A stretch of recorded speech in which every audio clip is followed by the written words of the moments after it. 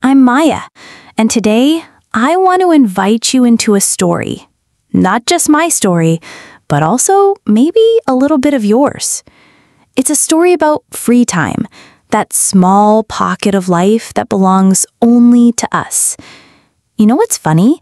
We spend so much of our lives rushing to school, to work, to errands, to appointments, that sometimes when free time finally arrives, we almost don't know what to do with it.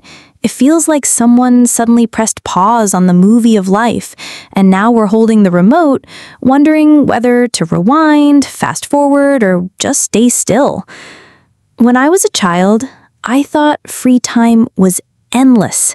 Afternoons stretched like golden rivers, with no homework, no deadlines, and no alarms to pull me out of bed.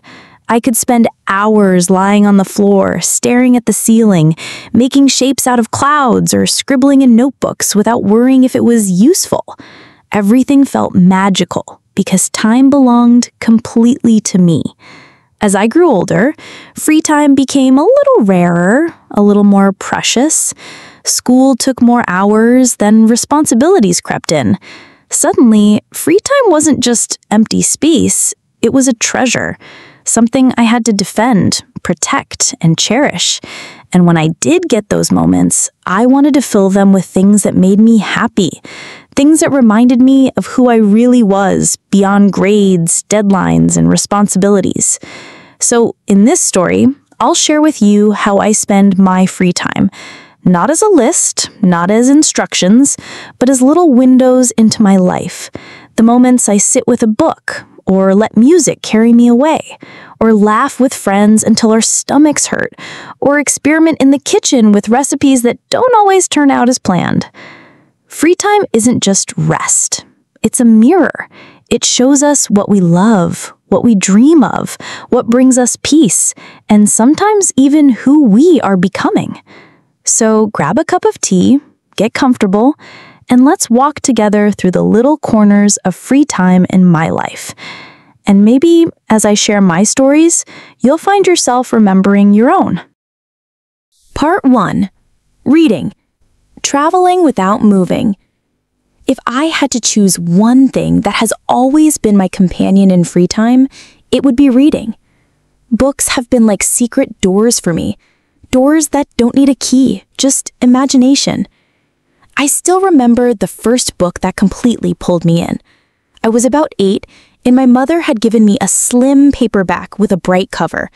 It was a simple adventure story, nothing too fancy, but I remember staying up late under the blanket with a small flashlight, whispering the words to myself like a spell.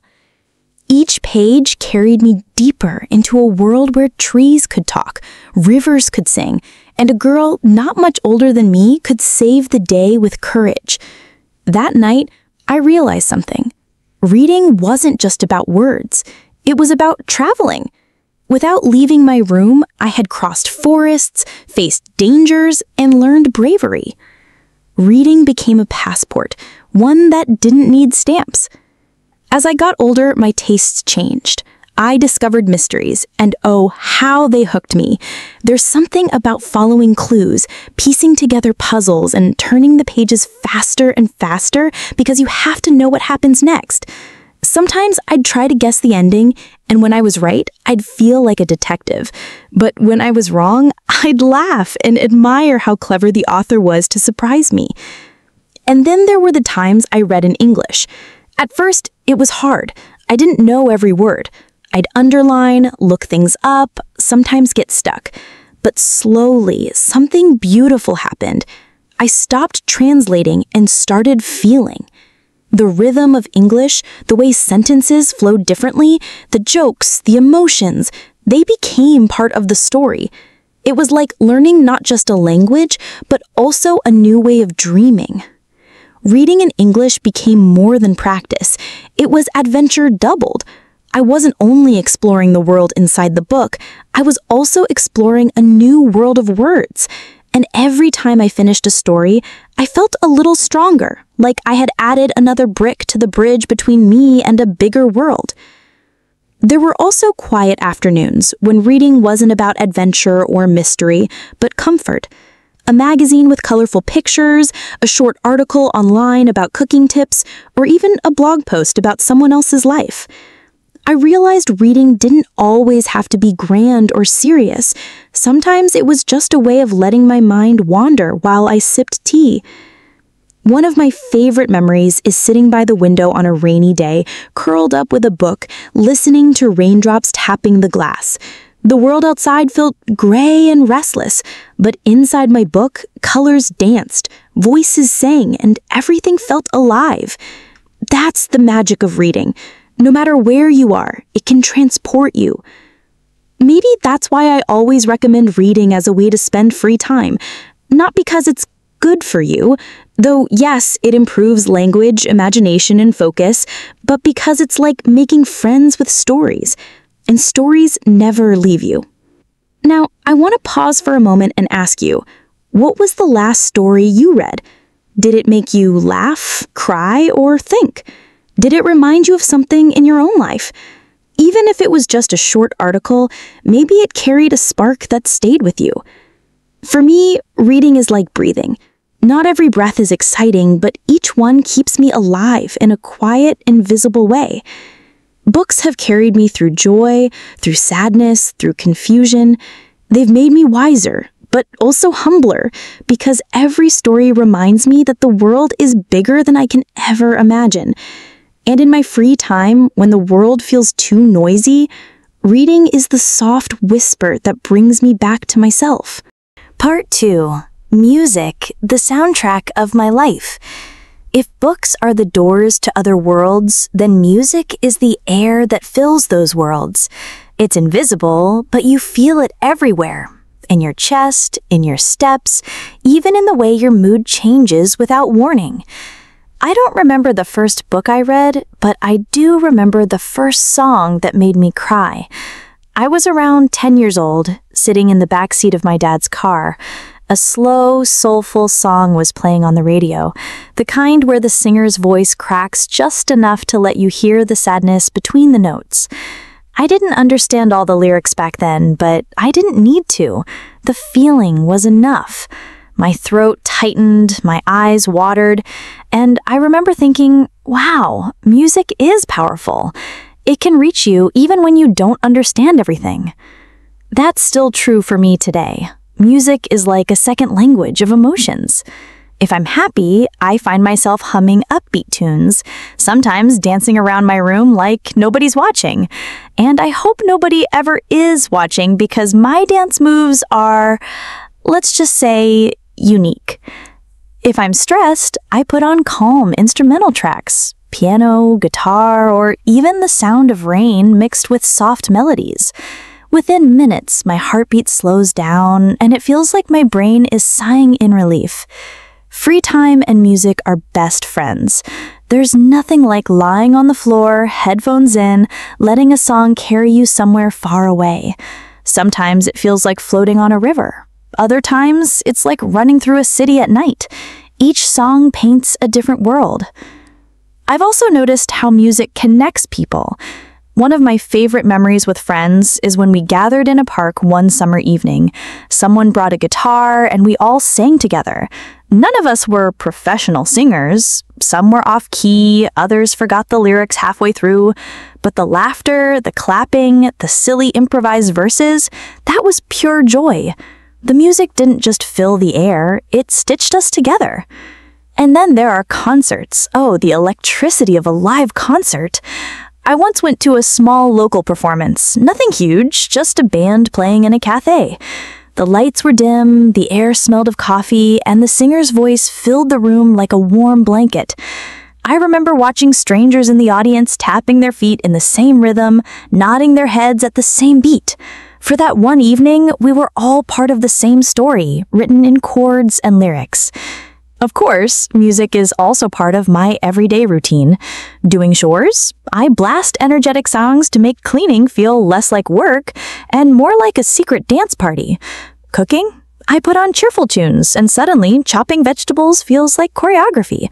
Studying, I play calm background music that somehow helps my brain focus better. What I love most is how music adapts to us. It doesn't demand, it simply offers. You choose what you need: energy, comfort, excitement, peace, and it gives without asking anything in return. Learning English through music has been another adventure. I remember printing out lyrics of my favorite songs, singing along while reading, and then slowly memorizing the words. Sometimes I'd get the lyrics completely wrong, who hasn't misheard a song, and later laugh at myself when I discovered the real lines. But even those mistakes made learning fun. Music made English feel less like homework and more like a game. And sometimes I think life itself has a soundtrack. Certain songs immediately pull me back to specific memories. That one summer road trip with friends, there's a pop song that will forever remind me of us singing with the windows down, wind in our hair. The winter I felt lonely, there's a soft piano track that brings back the quiet evenings I spent journaling. It's like music is a diary, written in sound instead of words. So whenever I have free time, I don't just listen to music, I live in it. I let it become the background to my story. And I wonder, if your life had a soundtrack, what songs would be on yours? Would they be fast and joyful, slow and thoughtful, or maybe a mix of everything? For me, free time without music would feel incomplete, like watching a movie with no background score. Music gives color to silence, rhythm to ordinary days, and magic to the little in-between moments of life. Part 3, Friends, Laughter, Games, and Cafés.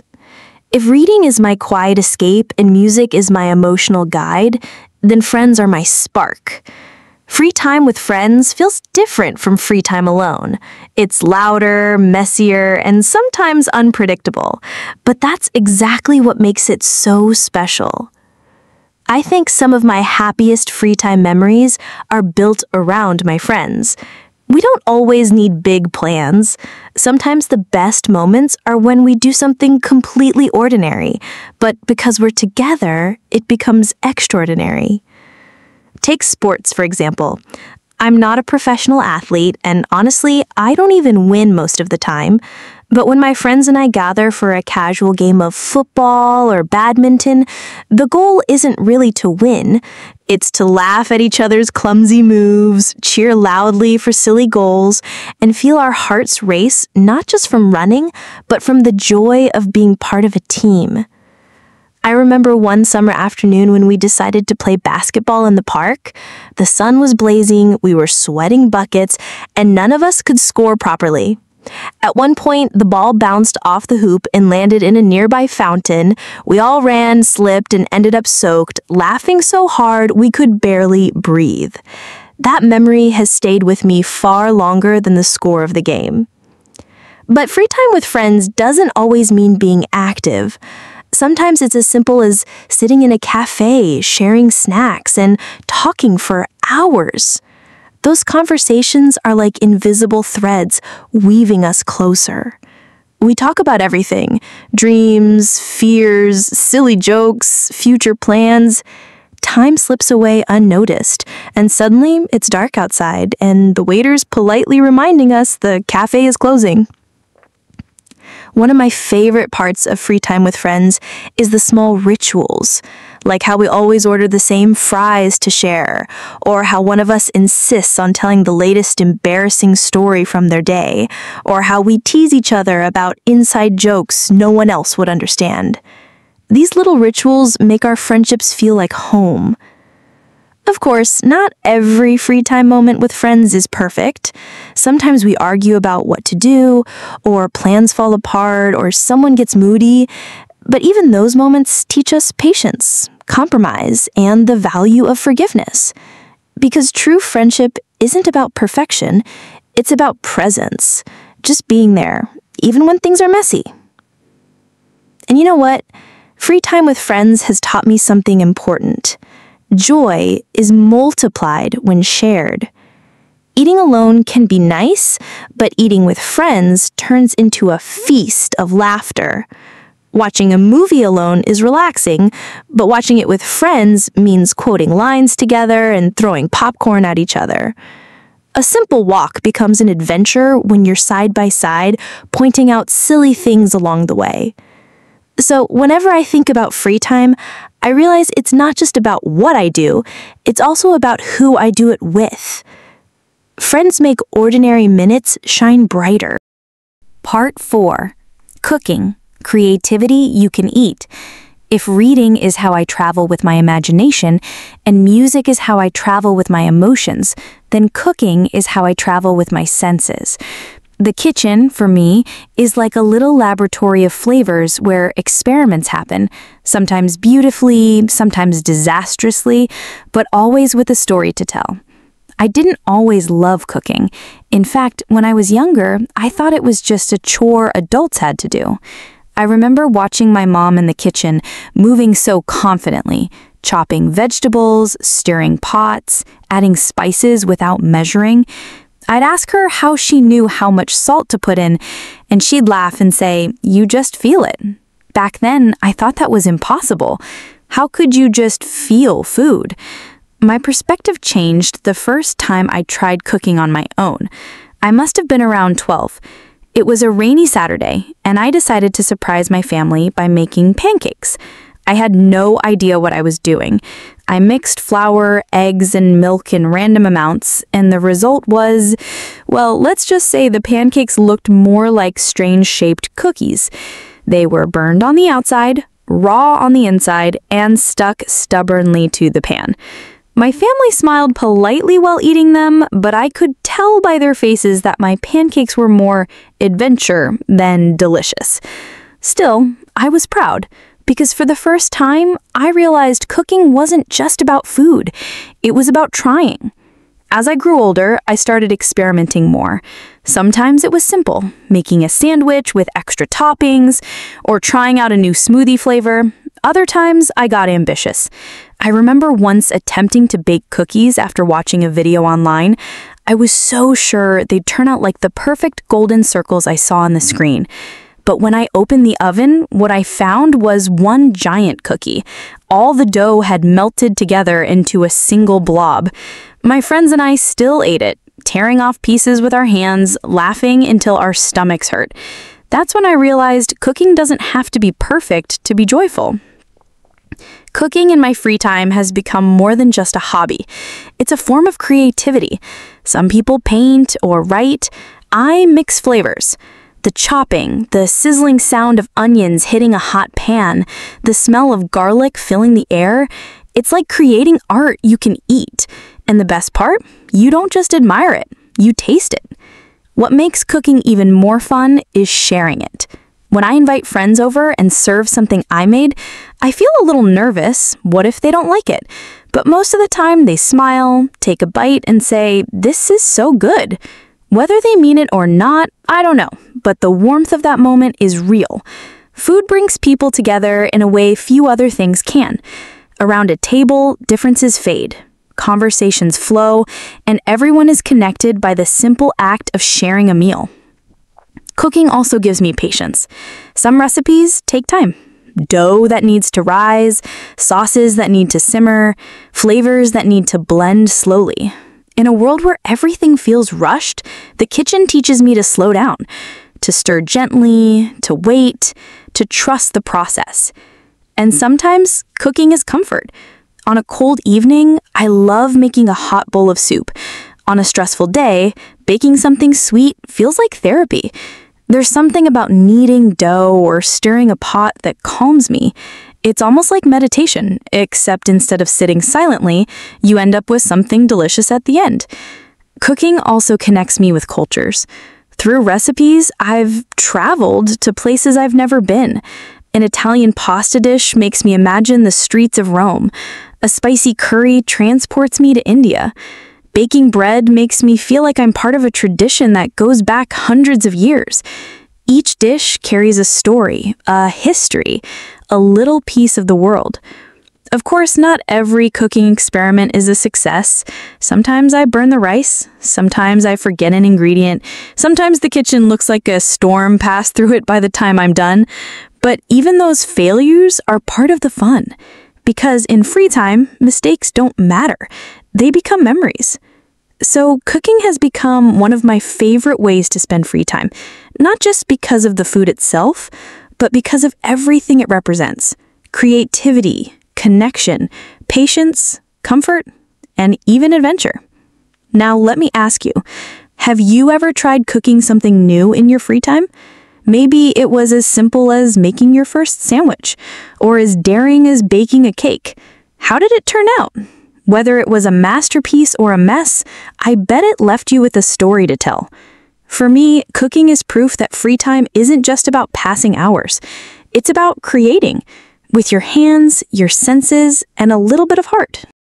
Part 5. Exploring outdoors, walks, parks, and adventures. Free time doesn't always have to be spent indoors.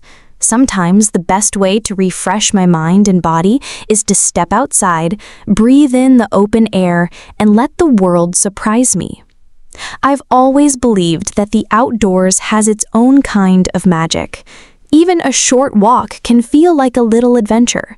The sound of birds, the rustle of leaves, the way sunlight filters through branches, it all feels like nature is whispering secrets.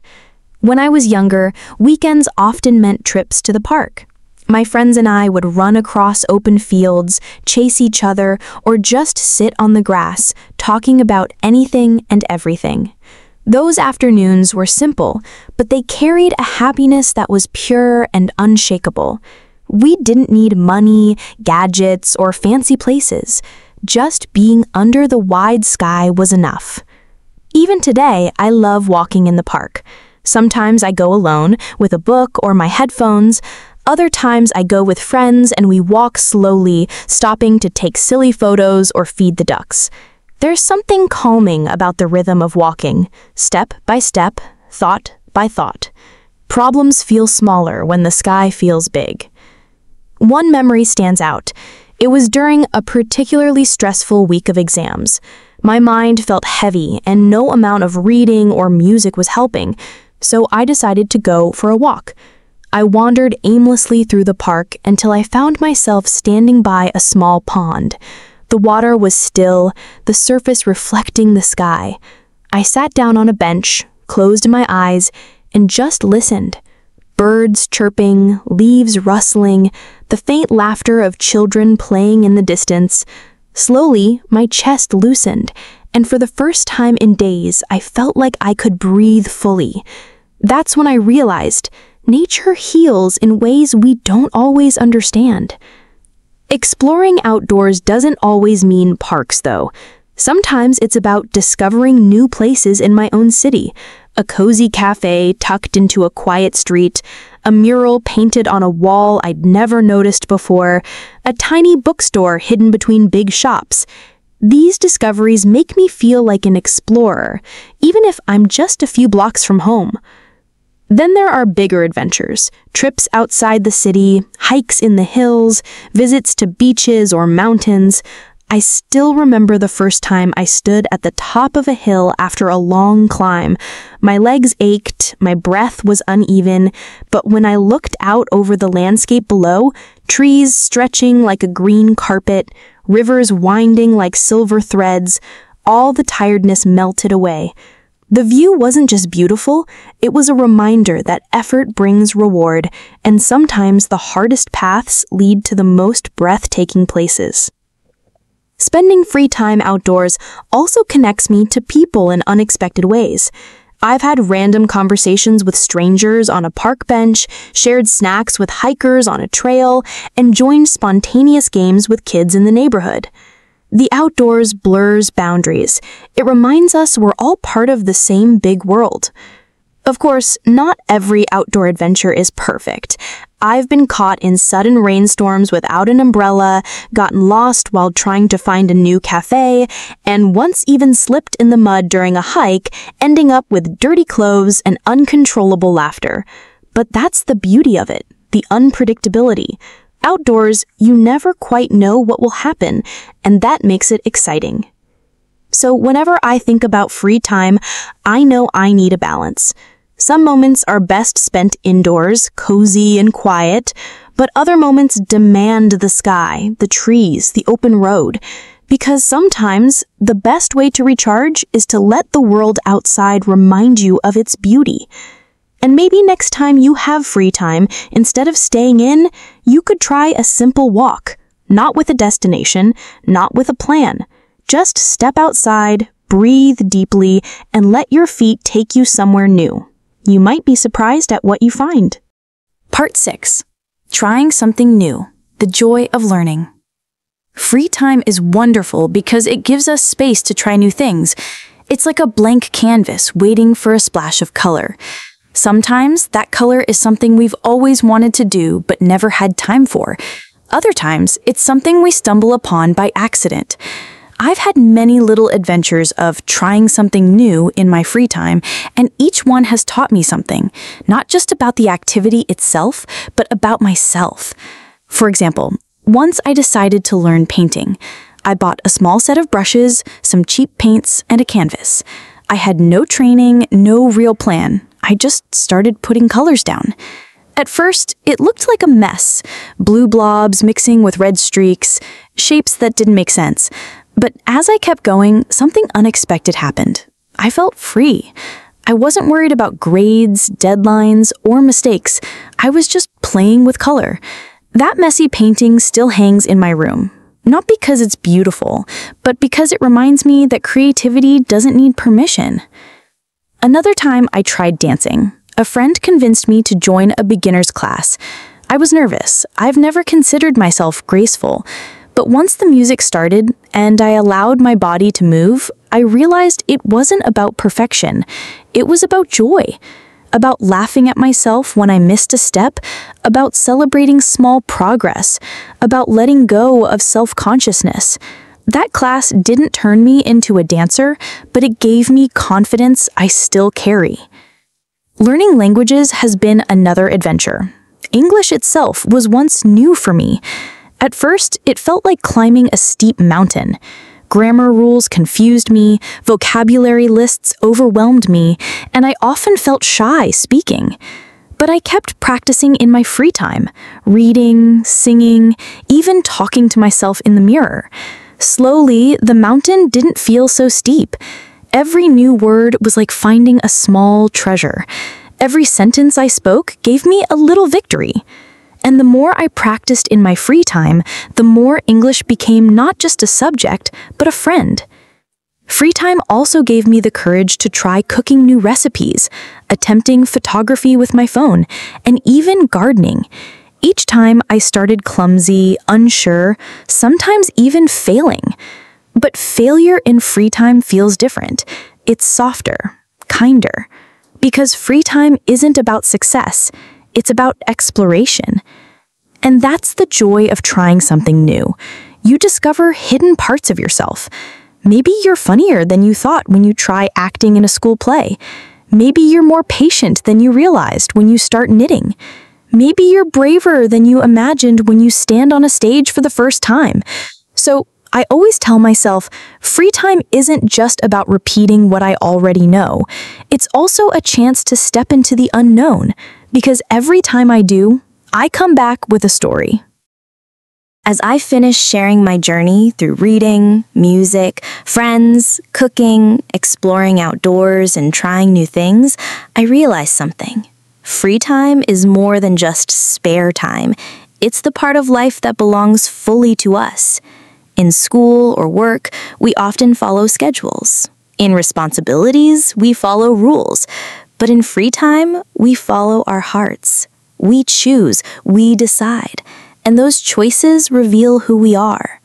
For me, free time has shown me that I am a dreamer who loves stories, a soul who feels deeply through music, a friend who cherishes laughter, a curious cook who isn't afraid of mess, a wanderer who finds peace outdoors, and a learner who enjoys exploring new things. And maybe that's why free time is so important.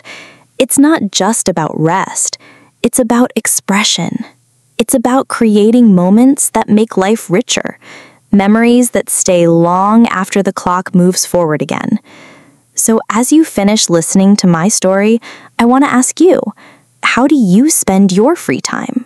What activities make you lose track of hours because you're so absorbed in joy? What little rituals bring you peace after a busy day? Remember, free time isn't wasted time. It's invested in your happiness, your growth, your connections. Whether you read, cook, play, explore, or simply sit quietly with a cup of tea, it matters. Because in those moments, you are most fully yourself. Thank you for walking through this journey with me. I hope my stories have reminded you of your own and maybe inspired you to try something new in your next free moment. Until next time, may your free time always bring you joy.